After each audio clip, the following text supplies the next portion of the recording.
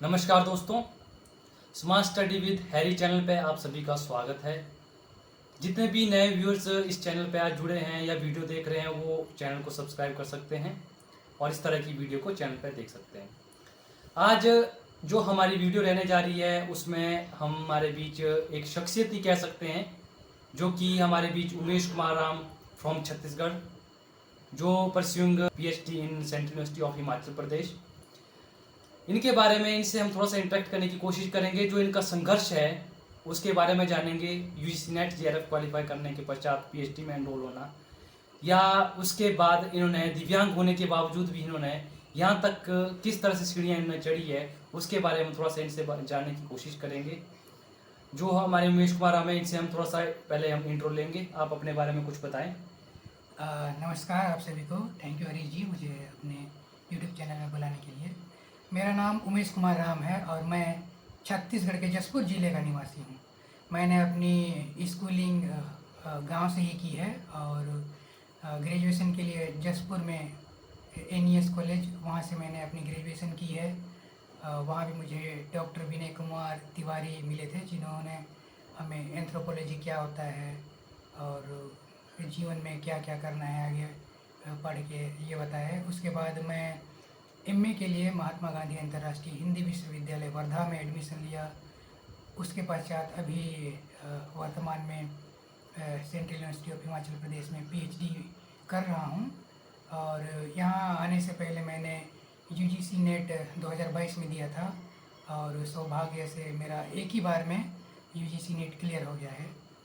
तो आप हमें बताएंगे जो आपके साथ ये घटना हुई है, जो आपका हाथ एक इस टाइम नहीं है, ये आपके साथ किस तरह की घटना हुई और आपको इनसे क्या क्या परेशानी आपको डेली लाइफ में हुई इससे? देखिए हरी जी, ये घटना की बात जब मैं 13 साल का था जी। तब यही जून का महीना था जिसमें बारिश होता है, खूब बारिश हुआ था उस टाइम।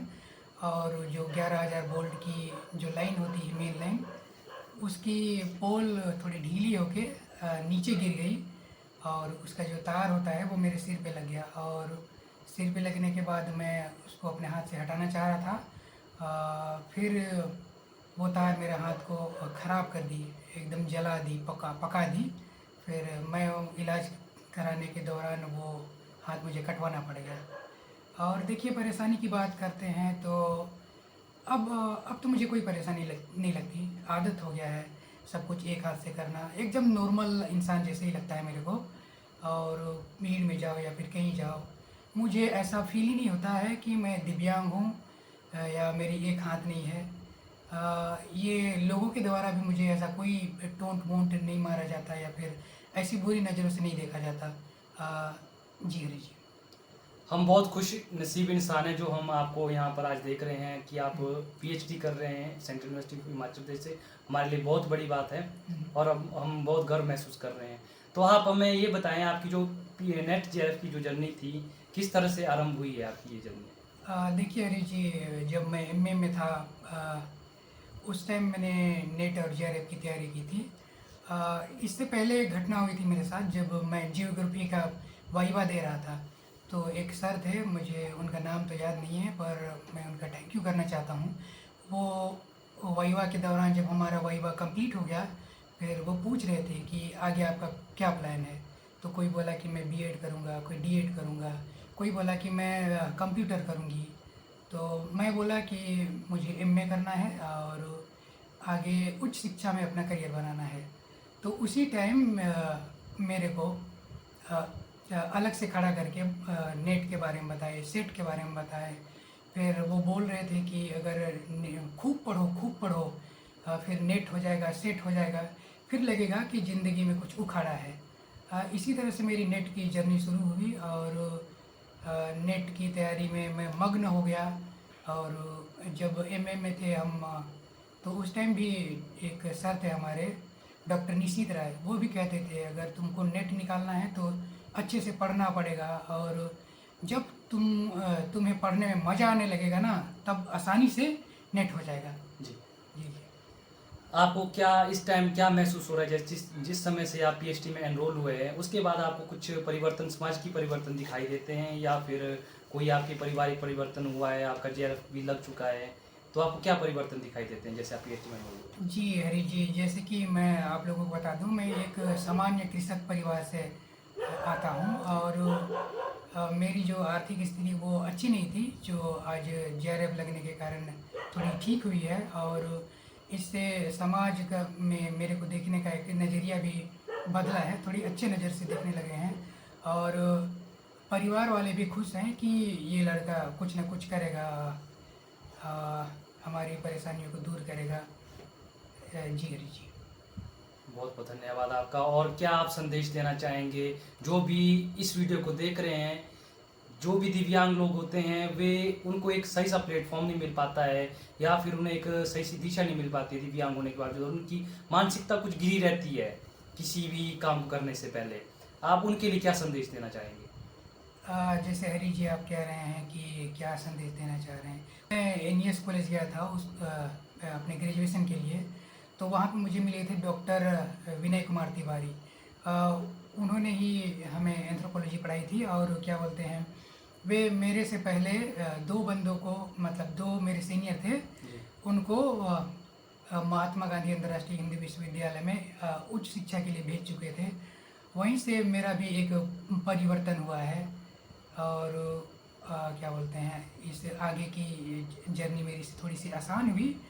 और जैसे संदेश की बात करें तो जीवन में लक्ष्य होना बहुत ज़रूरी होता है और बड़े सपने देखने चाहिए। और जो लक्ष्य बनाने हैं उसको हमें प्राप्त करने के लिए लगातार प्रयासरत रहना चाहिए। ऐसा नहीं कि आज पढ़े कल नहीं पढ़े, फिर जो होगा देखा जाएगा यार, आज थोड़ा शादी नाच लेते हैं, आज थोड़ा गाना गा लेते हैं, नहीं आज थोड़ा सा दोस्तों के साथ घूम लेते हैं। ऐसा नहीं होना चाहिए। अगर आप कुछ पाना चाहते हैं तो कुछ चीज़ों को ना कहना पड़ेगा, जैसे कोई मौज मस्ती हो गया। तो पढ़ाई के लिए आपको अच्छा से टाइम निकालना देना पड़ेगा और ईमानदारी से पढ़ना पड़ेगा। जैसे मैं अभी 1 घंटे पुस्तक पकड़ लिया और पूछने पर मेरे को कुछ नहीं आ रहा है, तो ऐसा नहीं होना चाहिए। अच्छे से लगन से पढ़ना चाहिए। आप 1 घंटा पढ़ें, 2 घंटा पढ़ें, लेकिन मन लगा के पढ़ें। उमेश जी, आप दिव्यांगजनों के लिए कोई स्पेशल संदेश देना चाहेंगे? जी हरीश जी, मैं दिव्यांगजनों के लिए ये संदेश देना चाहता हूँ कि जो दिव्यांगता होती है ये मानसिक दिव्यांगता होती है। शारीरिक दिव्यांगता ऐसे मेरे अनुभव से तो नहीं होती है। एक होती है, सिर्फ वो कहने के लिए होती है, कागज़ पत्तर में होती है। मानसिक दिव्यांगता होती है जो हमारे मन में एकदम भरी रहती है। अगर हमारा दृढ़ संकल्प है, हमारे लक्ष्य निर्धारित हैं, तो कोई भी उनकी जो शारीरिक स्थिति है वो बाधा नहीं बनती। अगर आपके पास एकदम निश्चित लक्ष्य है तो आप उसे पा सकते हैं और आगे बढ़ सकते हैं, समाज में अपना स्थान बना सकते हैं। आप अपनी खुशहाल ज़िंदगी जी सकते हैं। जी हरी जी।